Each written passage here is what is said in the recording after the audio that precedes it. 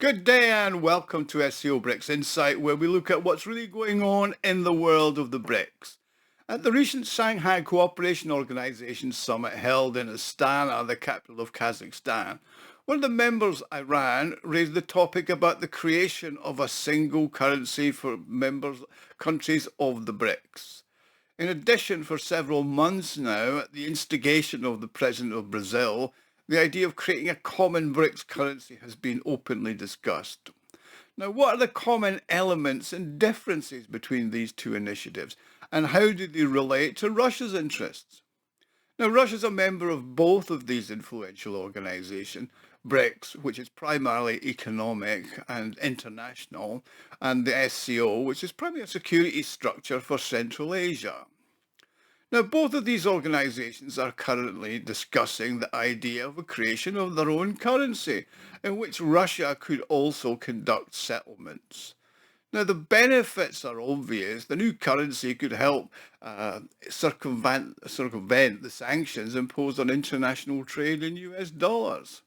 I mean, all US dollar settlements are transparent for the US Treasury. Brazil within the BRICS and Iran within the SCO are the most vocal proponents of a single currency. Now, what are their interests in creating this? Well, Brazil's interest lies particularly in the new Devlopment Bank of BRICS, which was created back in 2015. Its primary purpose is to finance projects in the participating countries of the BRICS that cannot be or would not be supported through the World Bank. Now, obviously, the World Bank is controlled by the collective West. It's always headed by an American and is often used as a tool of US foreign policy, as in punishing people. For Brazil, this was of interest not only for its own development, but also for the implementation of integration projects in Latin America. The objective was to strengthen the independence of this macro region from the United States and reinforce Brazil's leadership role in Latin America. However, in 2022, the bank, which has been headed by an ally of the current Brazilian president, and it's the former president of Brazil, Dilma Rousseff, since 2023, was forced to announce the suspension of the consideration of any new investment projects involving Russia. Now, the bank, which operates in countries almost entirely part of the dollar system, was concerned about the potential of it being hit by secondary sanctions by the USA, which happens a lot. At least the threat does. So Lula da Silva was forced to consider alternative means of achieving Brazil's objective. Furthermore, since 2023, the BRICS alliance has expanded. Brazil's interest in an instrument for settlements with its partners that is opaque to the US Treasury has also increased. Now, before I continue, I'd like to appeal to you for some support of my channel, which would help me develop it, and my website, SCOBRICSInsight.com. You can do that by making a small donation. All you have to do is click on the thanks button at the bottom of the screen under this video. I do appreciate all donations, and I do thank everybody who makes a donation personally. The development of a unified payment system, BRICS Pay, is actually already underway, and once it's fully operational, the system will eliminate the need for dollar conversions through American banks, with payments made in the national currencies of the BRICS countries. However, this is still a work in progress.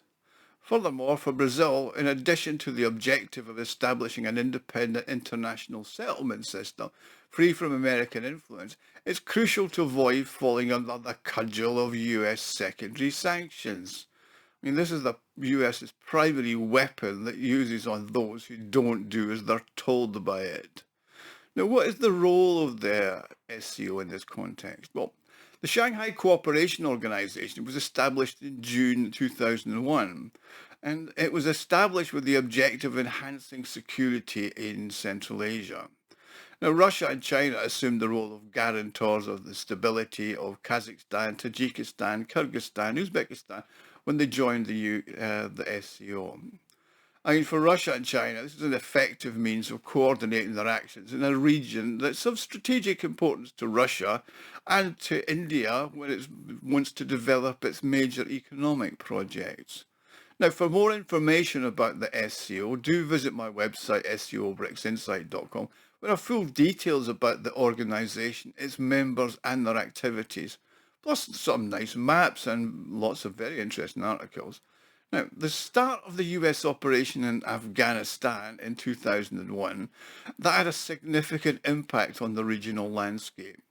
I mean, this was a new powerful player in the doorstep of China and Russia in Central Asia.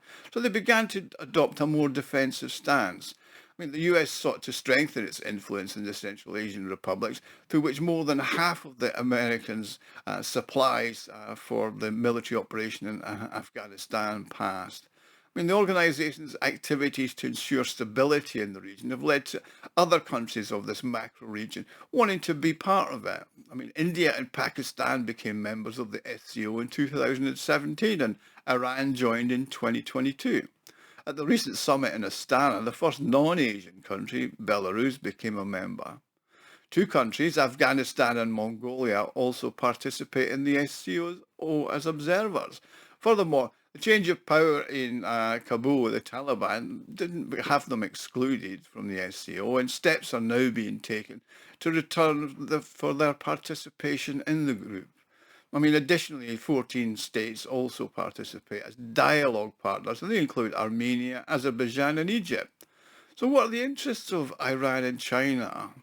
Well, the events of the last 2 years have significantly increased the importance of economic issues and their ensuring security. I mean, Russia's reorientation of its foreign trade from the European direction to the east, coupled with the worsening situation in the Middle East and around the Red Sea, has significantly altered the technological logistics change. I mean, Iran's participation in the development of the North-South transportation corridor will facilitate the flow of goods to Pakistan and India, and it's forcing Iran to prioritize facilitating its international payment systems within the SCO. Furthermore, Iran's lack of access to SWIFT is not the sole factor. Simplifying trade with countries and utilizing the corridor is also a key consideration. I mean, there's a project to merge the Iranian payment system, Shetab, and the Russian payment system, Mir, that is almost complete. And in August, Iranians will be able to use their cards in Russian ATMs, and Russians will be able to use their Mir cards in Iran. I mean, the topic of using payment cards of the Indian Rupee system in Russia and the Russian Mir system in India will be a subject of discussion at the upcoming meeting between Putin and Modi during Modi's visit to Moscow. But most likely that's only as an addition to developing mechanisms for simple and fast money transfers between the two countries. I mean, in the context of the growth of bilateral trade and Russia's disconnection from SWIFT, it has actually acquired a special significance. I mean, China has no such problems. Most of its trade with Russia is paid for in yuan. On one hand, China is also interested in creating a payment instrument that's not controlled by the US. But also, China's annual trade with the US is 664.45 billion, and its trade with the EU is even bigger at 782.9 billion. And that's much larger than its trade with Russia or the SCO countries. However, at the same time, the yuan is gradually beginning to be used in international payments in the trade of the countries of the global south. Plus, you got to remember, it's easier for China to join someone else's initiative to create an alternative payment system than to promote one of its own. Now, what is Russia's objective in this manner? Well, for Russia, it's keen to see the fastest possible creation of as many mechanisms as possible. Plus, it's important to consider the share of other countries in its foreign trade, particularly its Asian partners. Consequently, it'd be unwise for Russia to act as a primary instigator of the creation of new payment systems. Now, do bear in mind that any Russian financial structures are subject to the US secondary sanctions and countries dealing with them. So in this context, Iran, which is a more challenging position than Russia in terms of foreign trade payments, represents an optimal partner for its initial phase. But it would be prudent to consider other initiatives as well. I mean, at the Astana summit, the Pakistan Prime Minister Shahbaz Sharif proposed that Russia use barter schemes in bilateral trade. I mean, should this approach prove successful, the next step could involve new payment mechanisms that facilitate these type of trade operations. I mean, the greater the variety of international trade and new payment mechanisms, the more challenging it's going to be for the US to block them. In any case, as the experience of the introduction of the euro almost 25 years demonstrates, that creating an interstate currency, or payments process even, is a lengthy process with numerous intermediate stages. However, the path to success is paved by those who take it. And it's now time to take those steps for the BRICS and the SCO. Now, thanks for watching, and please like and subscribe. And if you've enjoyed this video, you can help me fund the channel and the website SCO BRICS Insight by clicking on the thanks button at the bottom of the screen.